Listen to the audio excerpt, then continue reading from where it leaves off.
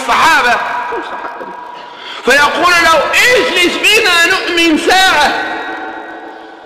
أنا ظلمك شي واحد نديرو شي كل في القهوة. الو تلقاو في القهوة الفلانية علاش؟ وهذه دير جبريل ديال هذه يلا جي مزيان شنو المشكل؟ ولكن شو الو فلان كاين لاباس عمرو شي واحد نستلمو بالك في الالو كاين مع القرآن تيلو بس هاك ميساج اتق الله يا اخي فإن الله يراك. ميساج اتق الله فإن الله يراك. صديق يذكرك بالله يا فلان أين أنت الآن؟